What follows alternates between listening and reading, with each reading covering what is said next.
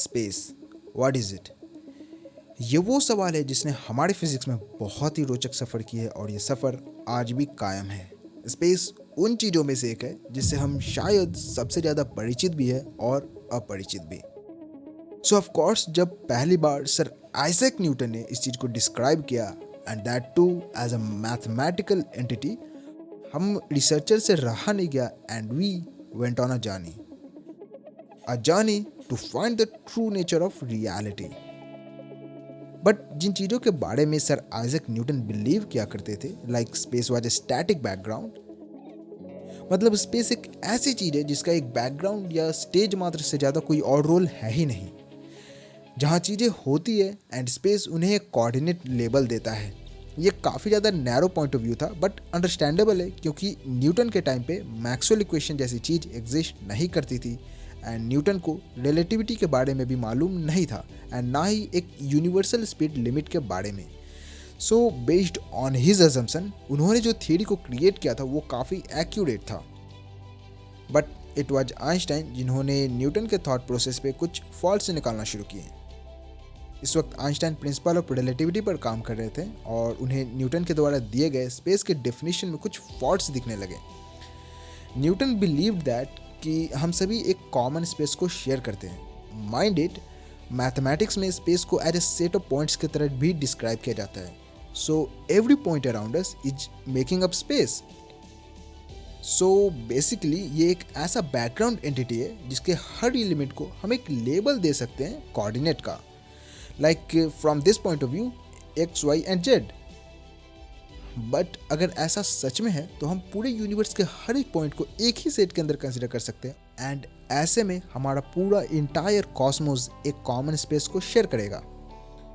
यहाँ common word पे emphasis देना, बिकॉज अनलाइक न्यूटन, आइंस्टाइन का कुछ और ही मानना था एंड इस वीडियो में हम एग्जैक्टली वही जानेंगे कि न्यूटन वर्सेस आइंस्टाइन में स्पेस का एक्चुअल मतलब है क्या। न्यूटन का मानना था कि स्पेस एक स्टैटिक एंटिटी है जिसका हमारे यूनिवर्स में कोऑर्डिनेट देने से ज़्यादा कुछ और खास रोल है नहीं।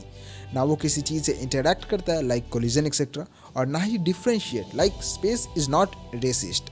तो वही दूसरी तरफ आइंस्टाइन के पॉइंट ऑफ व्यू से स्पेस रेसिस्ट था, kind of.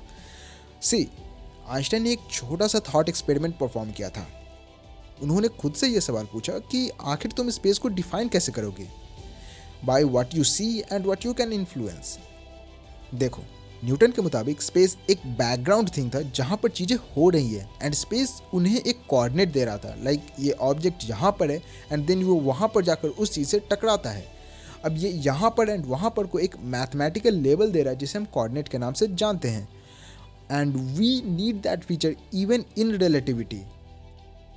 So basically space coordinate और एक बैकग्राउंड दे रहा है जहाँ पर चीज़ें हो रही हैं। बट रिलेटिविटी में हमें इन दोनों चीज़ों के साथ साथ यूनिवर्सल स्पीड लिमिट का भी ध्यान रखना होगा, क्योंकि यूनिवर्सल स्पीड लिमिट इंटरैक्शन पे एक लिमिट डाल देती है कि कोई भी इंटरैक्शन यूनिवर्स में इस स्पीड से ज़्यादा फास्ट नहीं हो सकता। Now what do I mean by that? I mean in relativity एक ऑब्जेक्ट कोई दूसरे ऑब्जेक्ट को इन्फ्लुएंस या इम्पैक्ट लाइट की स्पीड से ज़्यादा फास्ट नहीं कर सकता। So we kind of have a speed limit on interaction themselves.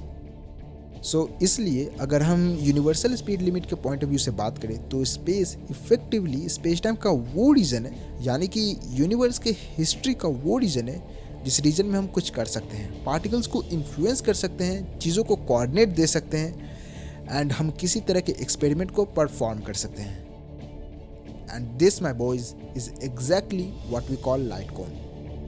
ये लाइट कोन नाम की चीज़ जो है, जिसे आपने ब्रीफ हिस्ट्री ऑफ टाइम में भी पढ़ा होगा, ये यूनिवर्स का वो पार्ट है जो हमारे लिए एक्सेसिबल है, जिसमें हम जो चाहें, of course minding the laws of physics and humans, हम कर सकते हैं। Like you are not allowed to murder, but if you could, like that was allowed, then you'd only be able to do so if that other person was inside your light cone।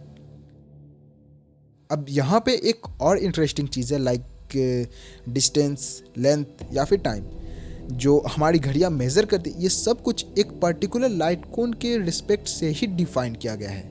And you can kind of think of it like as light cone हमारी special theory of relativity में एक frame of reference को define करता है इस वजह से ये बहुत ही ज़्यादा इम्पॉर्टेंट बन जाता है। सो ऑफकोर्स जब हमें इतना मालूम चल चुका है कि लाइट कौन सा इम्पॉर्टेंट, बट आखिर इस चीज़ को डिफाइन हम कैसे करेंगे?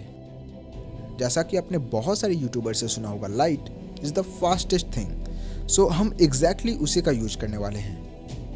लाइट कोन स्पेस टाइम का वो रीजन है जिसे लाइट ऑलरेडी एक्सप्लोर कर चुका है। इसे आप इस 2D एनिमेशन की मदद से देख सकते हो, जिससे आपको आइडिया लग रहा होगा कि लाइट ऑलरेडी टाइम के साथ एक कोन जैसा शेप एक्सप्लोर कर रहा है। एंड ये आपको काइंड ऑफ आइडिया भी दे रहा होगा कि आखिर हम इस चीज़ को लाइट कोन कहते क्यों हैं, क्योंकि ये स्ट्रक्चर कोन की तरह दिखता है और ये स्ट्रक्चर को क्रिएट करने वाला कुछ और नहीं बल्कि लाइट खुद है। नाउ वी नो दैट जिस चीज़ को हम न्यूटोनियन लैंग्वेज में एब्सोल्यूट स्पेस की तरह जानते थे, वो अब लाइट कोन से रिप्लेस हो चुका है। So we need to know कि आखिर ये लाइट कोन का कुछ और भी इम्प्लीकेशन है। क्या हम इसकी मदद से कुछ डीपर फिजिक्स को जान सकते हैं, समझ सकते हैं? तो उसके लिए मैं आपको एक एक्सप्लेनेशन देने वाला हूँ, जिसके बाद आपकी लाइट कोन को लेकर एप्रिसिएशन और भी ज़्यादा बढ़ जाएगी। कभी सोचा है कि आखिर कोई भी चीज़ जब इवेंट होराइजन को क्रॉस कर जाती है तो वो कभी बाहर नहीं आ पाती? हम ऐसा कहते हैं कि you need to go faster than the speed of light itself if you want to cross the event horizon. But why is that? The answer is light cone. देखो, लाइट कोन स्पेस टाइम या फिर universe का वो reason है जो आपके लिए accessible है। देन क्या हो जब ये लाइट कोन खुद श्रिंक या फिर टिल्ट कर जाए? Of course due to curvature of space time and stuff. Idea is interesting, right? Because अगर ऐसा होगा तो यूनिवर्स का वो रीजन जो आपके लिए एक्सेसिबल है, जिसमें आप कुछ कर सकते हो, जिसमें आप मूव कर सकते हो या फिर इंटरैक्ट कर सकते हो, वो खुद घटता जा रहा है। But this idea itself is based on relativity and it's derived from mathematics. मतलब ये कोई वर्ड सैलेड नहीं है, इसे हमने मैथमेटिक्स की मदद से डिराइव किया है। इसे किसी बंदे ने सोचा नहीं था, it all came from maths. And इसके मुताबिक जब भी कोई चीज़ इवेंट होराइजन को क्रॉस करती है तो उसका रिस्पेक्टिव लाइट कोन, लाइक अगर मैं इवेंट होराइजन को क्रॉस करूँ तो मेरा जो लाइट कोन होगा वो टिल्ट कर जाएगा। सो इस टिल्टिंग के बाद जो डायरेक्शन मेरे लिए एक्सेसिबल होगा, जिसमें मैं फ्रीली मूव कर सकता हूँ, वो डायरेक्शन हमेशा हर हाल में सिंगुलैरिटी पर ही एंड करने वाला है। And exactly this is the reason जिस वजह से हम ऐसा कहते हैं कि अगर आप लाइट की स्पीड से फास्ट ट्रैवल नहीं कर सकते तो आप इवेंट होराइजन को अंदर से बाहर की ओर कभी भी क्रॉस नहीं कर पाओगे, क्योंकि द फर्स्ट थिंग जिसे आपको क्रॉस करना होगा वो आपका खुद का अपना लाइट कोन है, जिसे लाइट की स्पीड से फास्ट ट्रैवल करने के बाद ही आप क्रॉस कर सकते हो। और because of the notion of space, यानी कि लाइट कोन जिस तरह से डिफाइंड हुआ है, उस वजह से आपके लिए जो डायरेक्शन एग्जिस्ट करता है वो सिंगुलैरिटी पर ही एंड होता है। And this is one of those things जिसका यूज एक्चुअली पेनरोज ने सिंगुलैरिटी थ्योरम में भी किया था, इस बात को प्रूव करने के लिए कि अगर कोई ऑब्जेक्ट अपने सॉर्शियल रेडियस को क्रॉस कर जाता है तो singularity is inevitable. I hope this was educational enough for you and you learned something new.